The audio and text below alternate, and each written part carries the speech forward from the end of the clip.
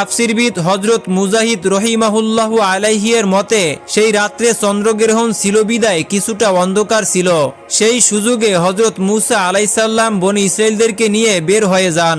সাহাবী রাদিয়াল্লাহু তাআলা আনহু হযরত মুসা রাদিয়াল্লাহু তাআলা আনহু হতে বর্ণিত এক রিওয়ায়াত থেকে জানা যায় যে হযরত মুসা আলাইহিস সালাম চলার পথে ঘটনাক্রমে বনী ইসরাইলদেরকে নিয়ে এক অজ্ঞাত অপরিচিত স্থানে এসে উপনীত হলেন। তিনি সঙ্গী ও লোকদেরকে জিজ্ঞাসা করলেন, তোমরা কি এই স্থানের পরিচয় সম্পর্কে কিছু জানো? বনী ইসরাইলি আলেমগণ তখন বলেন, আমাদের এই পথে আনয়নের রহস্য হচ্ছে হযরত ইউসুফ আলাইহিস সালামের ইচ্ছা পূরণ করা। তারা আরো বললেন, হযরত ইউসুফ আলাইহিস সালাম ইন্তেকালের পূর্বে আল্লাহ পাক রব্বুল আলামিনের কাছ থেকে প্রতিশ্রুতি গ্রহণ করেছিলেন যে, হে আল্লাহ, মিশর ত্যাগের পর যে সিন্দুকটিতে আমাকে দাফন করা হয়েছে সেই সিন্দুকটি যেন ফিলিস্তিনে নিয়ে যাওয়া হয়। হযরত মুসা আলাইহিস সালাম তখন জিজ্ঞাসা করলেন, তাহলে এমন কে আছো যে হযরত ইউসুফ আলাইহিস সালামের সমাহিত হবার স্থান সম্পর্কে জানে?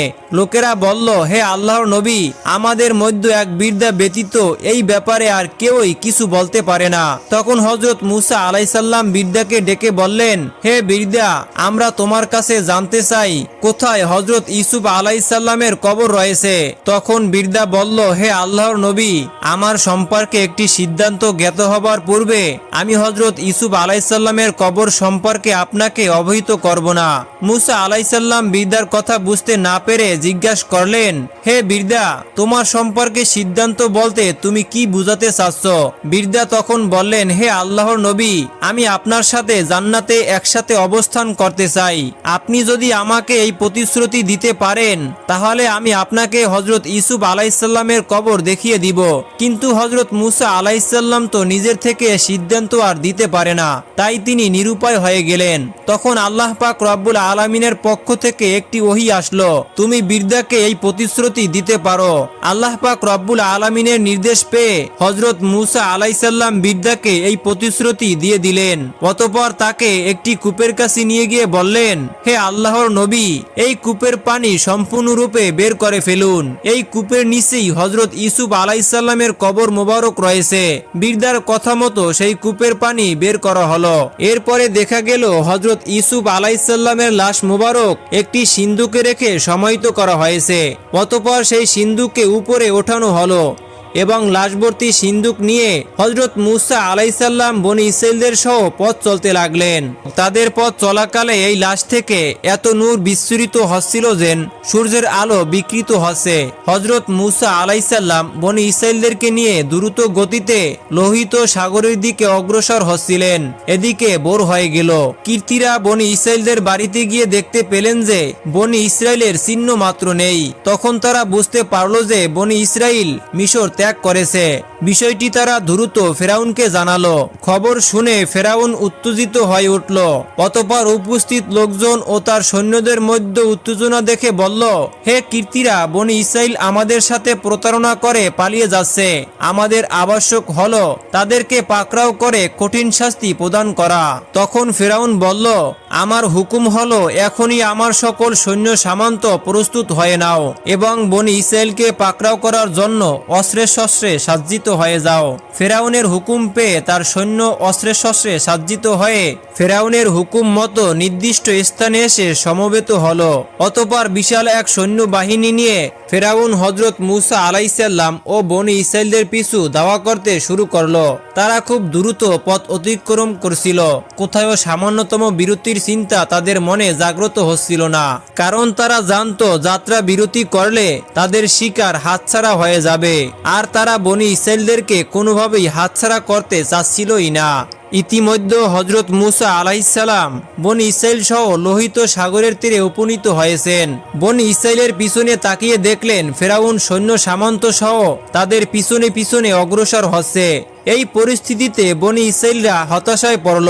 যেভাবে এবং যে সংখ্যক সশস্ত্র বাহিনী তাদের দিকে ধেয়ে আসতেছে তাতে বনী ইসরাইলরা চিন্তা করতে লাগলো আজ তাদের মৃত্যু সুনিশ্চিত। ফেরাউন ও তার সম্প্রদায়ের কবল থেকে মুক্তি লাভের আশায় মিশর ত্যাগ করছিলেন বটে, কিন্তু যে পরিস্থিতির উদ্ভব হয়েছে তাতে তো তাদের নিজেদের অস্তিত্ব এখন সংকটাপন্ন হয়ে পড়েছে। পেছনে ফেরাউন ও তার লক্ষ লক্ষ সৈন্যবাহিনী, আর সামনে উত্তাল লোহিত সাগর। পালানোর তো আর কোনো জায়গাই বাকি নেই।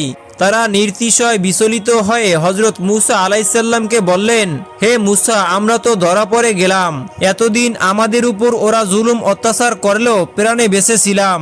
আজ তো আর আমাদের কোনো রক্ষাই হবে না। আজকে সবাইকে তারা মেরে ফেলবে। যদি কাউকে বাঁচিয়ে রাখে তাকেও গোলাম বানিয়ে রাখবে। এমন অবস্থায় হযরত মূসা আলাইহিসসালাম নিঃসঙ্গ নির্বিকার, কারণ তিনি জানতেন যা কিছু তিনি করেছেন তা আল্লাহর নির্দেশেই করেছেন। সুতরাং মহাকুদরতের অধিকারী সর্বোপরি মহাবিজ্ঞ আল্লাহ এই সংকুচিত পরিস্থিতি থেকে তাদেরকে রক্ষা করার জন্য অবশ্যই সহায়তা করবেন। তাই তিনি আস্থা সহকারে বনি ইসরাইলদেরকে লক্ষ্য করে বললেন, হে বনি ইসরাইলেরা, তোমরা ভয় করিও না, আল্লাহ আমাদের সঙ্গেই আছেন। তিনি অবশ্যই আমাদেরকে পথ প্রদর্শন করবেন। প্রিয় দর্শক, মিশর ত্যাগের আগে আল্লাহ পাক রব্বুল আলামিন হযরত মূসা আলাইহিসসালামকে ওহী মারফতে জানিয়ে দিলেন যে লোহিত সাগরের তীরে উপনীত হবার পরে আপনার হাতের লাঠি দ্বারা পানিতে আঘাত করলে রাস্তা সৃষ্টি হয়ে যাবে, আর আপনি বনি ইসরাইলদেরকে নিয়ে নিরাপদে সেই রাস্তা পার হতে পারবেন। কিন্তু লোহিত সাগরের তীরে পৌঁছে হযরত মূসা আলাইহিসসালাম সেই কথা বেমালুম ভুলে গেলেন। ফলে তিনি করণীয় স্থির করতে পারছিলেন না। প্রিয় দর্শক, অন্যদিকে ধরা পড়ার ভয়ে বনি ইসরাইলেরা আত্মচিৎকার করতেছিলেন, কেননা তারা তো পেছনে সাক্ষাৎ যমদূত দেখতে পাচ্ছিল। আর এ অবস্থায় আল্লাহ পাক রব্বুল আলামিন মেহেরবানি করে পুনরায় হযরত মূসা আলাইহিসসালামকে ওহীর মাধ্যমে জানিয়ে দিলেন যে, হে মূসা, তুমি তোমার হাতের লাঠি দ্বারা সাগরের উপর আঘাত করো। ওহী প্রাপ্তর পর হযরত মূসা আলাইহিসসালাম তার হাতের লাঠি দ্বারা সাগরের পানিতে আঘাত করলেন, আর সাথে সাথে সাগরের পানি সরে গিয়ে বনি ইসরাইলের 12টি গোত্রের জন্য 12টি রাস্তা তৈরি হয়ে গেল। পানির রাস্তার উভয় পাশে বরফের ন্যায় কঠিন পদার্থের আকার ধারণ করে পর্বত সাদৃশ্য হয়ে দাঁড়িয়ে থাকলো। দেখলে মনে হয় যেন দুদিকে পাহাড় আর মাঝখানে রাস্তা। আল্লাহ পাক রব্বুল আলামিনের অপার কুদরতে লোহিত সাগরের মাঝ দিয়ে সৃষ্টি পথে হযরত মূসা আলাইহিসসালামের নির্দেশে 12টি গোত্র এক এক করে রাস্তা দিয়ে নেমে পড়ল। রাস্তাগুলোর মাঝখানের পানিকে আল্লাহ পাক রব্বুল আলামিন এমন করে দিয়েছিলেন যে যাতে রাস্তা অতিক্রম করার সময় পরস্পর পরস্পরকে দেখতে পারে এবং পরস্পরের সাথে কথা বলতে পারে ও পথ অতিক্রম করতে পারে, এবং অতি দ্রুত তারা লোহিত সাগর পার হতে সক্ষম হয়। বনি ইসরাইলেরা খুব দ্রুত সেই রাস্তা ধরে পথ চলছিল, আর ওদিকে পেছন থেকে ফেরাউনের লোক লস্কর সহ লোহিত সাগরের পারে এসে পৌঁছে যায়। সাগরের পারে পৌঁছে সাগরের সৃষ্টি পথের দৃশ্য দেখে তারা বিস্ম মায়াভূত হয়ে পড়ল, কারণ এমন পথ মানব কল্পনার বাইরে ছিল, যা কেউ কোনোদিন কল্পনাও করতে পারেনি। তা আজ নিশ্চকে বাস্তবে দেখতে পাচ্ছে। অন্তহীন বিস্ময়ে বিমূঢ় হয়ে দাঁড়িয়ে রইল, কারো মুখে কোনো কথা ছিল না। এক অকল্পনীয় দৃশ্য অবলোকন করে তারা ঠায় দাঁড়িয়ে আছে। তখন ফেরাউন ভাবনায় পড়ে গেল যে এটা কি মূসার জাদু না তার মুজিজার সৃষ্টি। যদি লোকজন মনে করতে থাকে এটা মূসার মুজিজার সৃষ্টি, তাহলে তারা মূসার প্রতি ঈমান এনে বসবে। আর যদি তাই হয় তাহলে তো আমার এতদিনকার খোদাই দাবি মুহূর্তের মধ্যে ধূলিসাৎ হয়ে যাবে।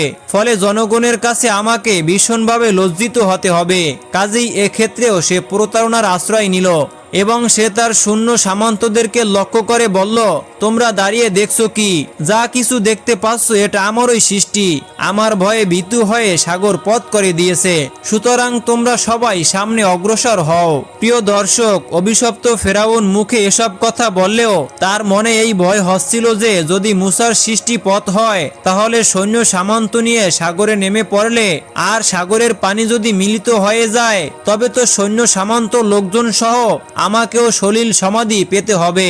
এই ভয়ে সে মুখে যাই বলুক না কেন সাগরে নামতে ভয় পাচ্ছিল। এদিকে সাগরে না নামলে তো আর আল্লাহ পাক রব্বুল আলামিনের ইচ্ছা পূরণ হবে না। তাই আল্লাহ পাক রব্বুল আলামিনের আদেশে হযরত জিবরাইল আলাইহিসসালাম মানুষ বেশে এক ঘটকের উপর সওয়ার হয়ে পড়ল। ফেরাউনের ঘটক জিবরাইল আলাইহিসসালামের ঘটকি দেখে তার কাছে অগ্রসর হতে উৎসুক হয়ে পড়ল। অতঃপর জিবরাইল আলাইহিসসালাম তার ঘটকিকে সাগরের সৃষ্টি পথে চলিত করে দিলেন।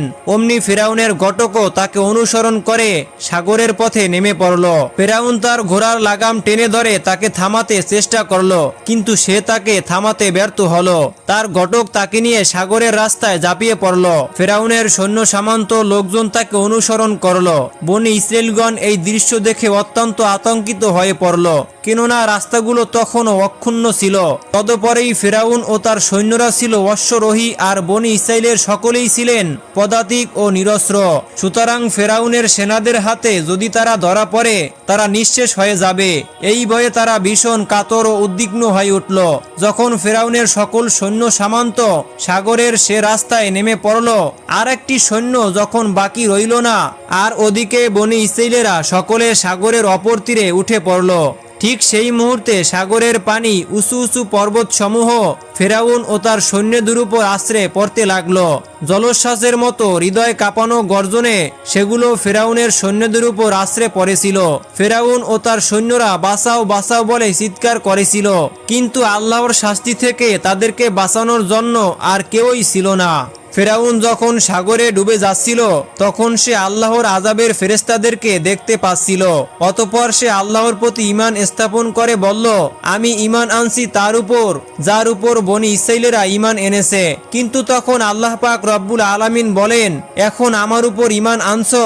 আল্লাহ পাক রব্বুল আলামিন বলেন, এর পূর্ব মুহূর্তে তুমি ছিলে নাফরমান, তুমি তো ফাসাদ সৃষ্টিকারীদের অন্তর্ভুক্ত। বনি ইসরাইলগণ সাগরে অপর পাশে দাঁড়িয়ে ফেরাউন ও তার সৈন্য সামন্তদেরকে ডুবে যাওয়ার দৃশ্য অবলোকন করছিল।